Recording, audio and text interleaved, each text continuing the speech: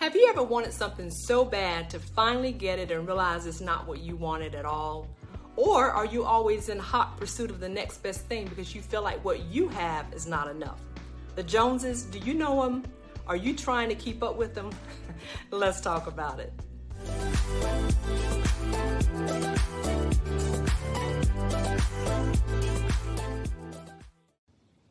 Hey everybody, happy Friday to you. Thank you for joining me today. I hope your weekend is off to a good start.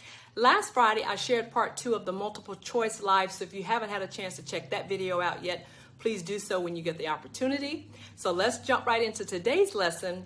A couple weeks ago, I spent my birthday exploring Chicago, also known as the Windy City. I had a great time. I walked a lot. I ate a lot. That scale has let me know that I did. The weather during my trip, it was perfect. It was in the 70s. It was sunny. It's almost like Chicago was having a heat wave while I was there. So I couldn't have asked for better weather. And there was only one day that was kind of windy, and it leads me into today's lesson called Wind Chasers. When it comes to the wind is invisible.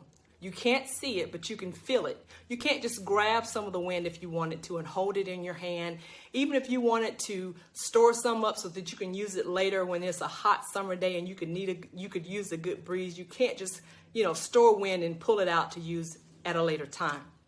And the same thing goes for the things that we chase, things that we think are going to make us happier, richer, prettier, more successful, even famous. We never quite seem to lay hold of what we're after, so it causes us to chase even more.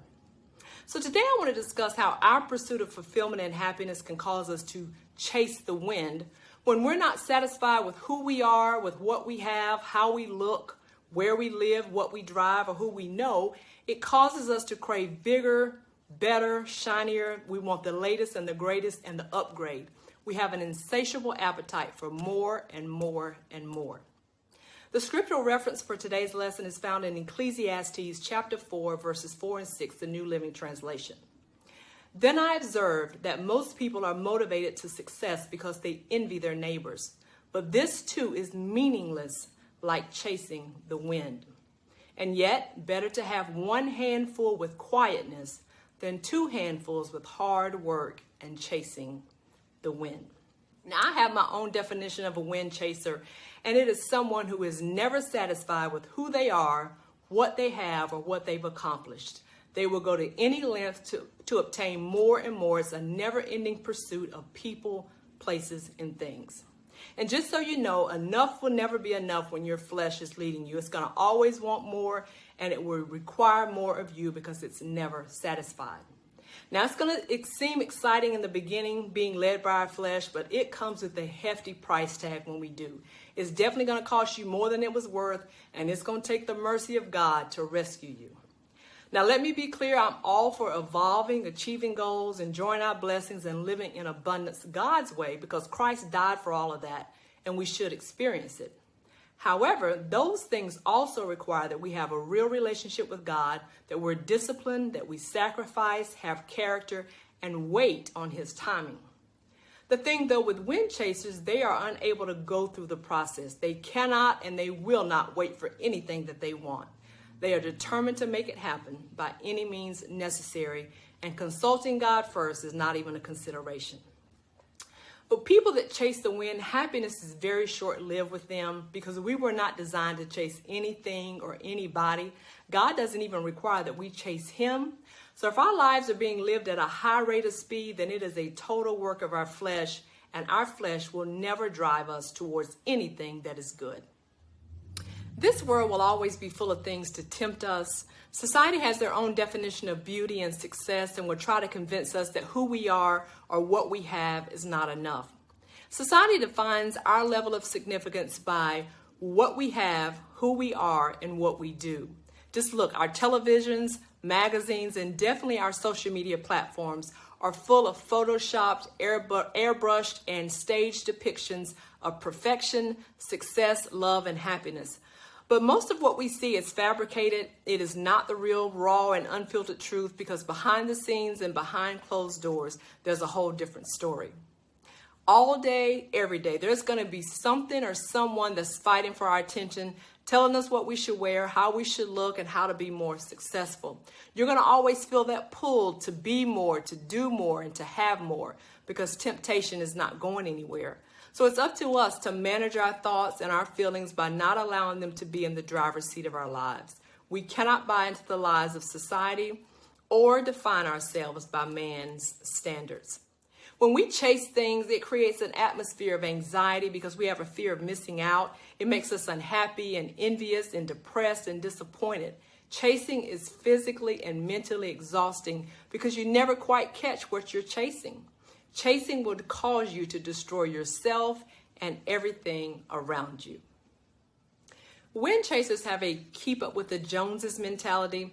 They want money, fame, possessions, gold relationships, approval, and even attention.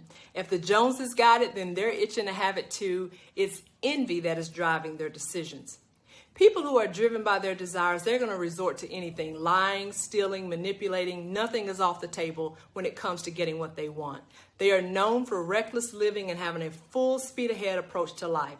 They chase what they don't even have the character or the wisdom to maintain. Wind chasers are thrill seekers, and they are always living to gratify themselves. They will disrespect themselves and God and other people, all in the name of getting what I want. We chase because of lust. It's simple as that. It's not your actual skin or your eyes that are lustful. It's your heart that is deceiving you. Our heart is deceitfully wicked, and there's nothing good in our flesh.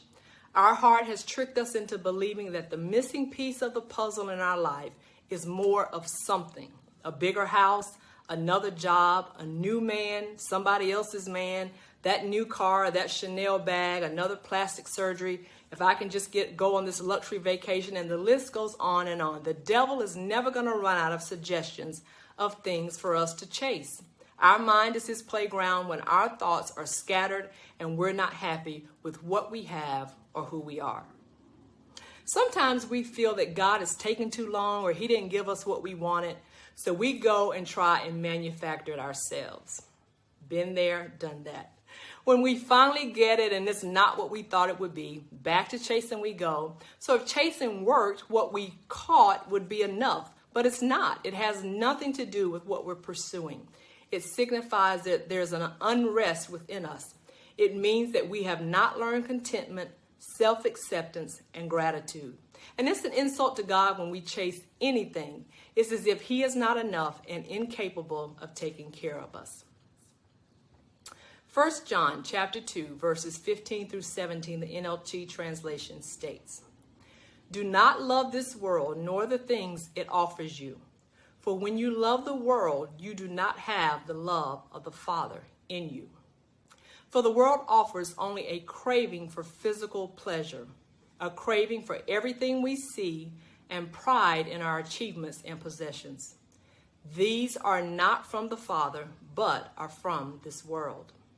And this world is fading away along with everything that people crave. But anyone who does what pleases God will live forever." So let's talk about this lust thing. Lust of the flesh. It's an unquenchable, sinful desire. You're driven by what your body craves, so you go after it even at the risk of causing harm to yourself or even somebody else. Your flesh makes you feel invincible, like nothing can happen to you. It always wants more and will require more of you. It will never be satisfied. You see women all the time who disrespect their bodies by showing the world what should only be seen by them and their husband. Social media, unfortunately, is overflowing with women who are dressed in the least amount of clothes possible, thinking that what they reveal will get them what they want. And it might, but it's going to be temporary, but it also brings shame and dishonor and disrespect to yourself. Just know that enough will never be enough when your flesh is leading you. And as I said earlier in this lesson, it never leads you to any good destinations. So with lust of the eyes, it means that you want everything that you see, even if it belongs to someone else, even if you can't afford it or you haven't earned it. You somehow feel entitled because life or people haven't treated you fairly, so you attempt to fill your own void with all that your eyes can behold. You tell yourself that you only live once, so why not live for the moment? When you're enticed by what you see, you tend to overindulge in anything and in everything.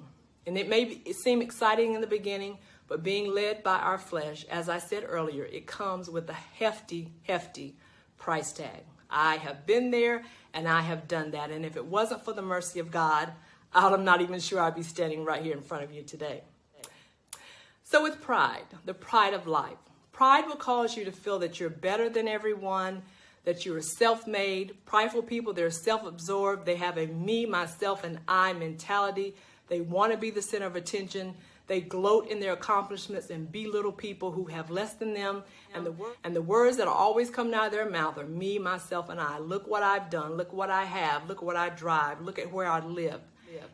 And prideful people forget most of the time about them apologizing or holding themselves accountable, because I've rarely seen that happen. So in closing, if you are a wind chaser and all hope is not lost, there is still hope for you, and I have a remedy for those that chase the wind that I'm going to share with you next week. So please come back next Friday for the good part. Thank you so much for hanging with me today. I sure do appreciate you. If there are any takeaways that you have from today's lesson, I would love for you to leave me a comment. I will be sure to reply. My website, podcast, and social media platform information is in the description of this video. I would love to connect with you there. And I will see you on next Friday for part 2 of Wind Chasers. And I do have a remedy for chasing the wind, so I hope you will come back and join me. In the meantime, remember that you matter. In Christ, you are enough, and He is enough. You are never alone, and most importantly, you are eternally and unconditionally loved. Until next time, take care.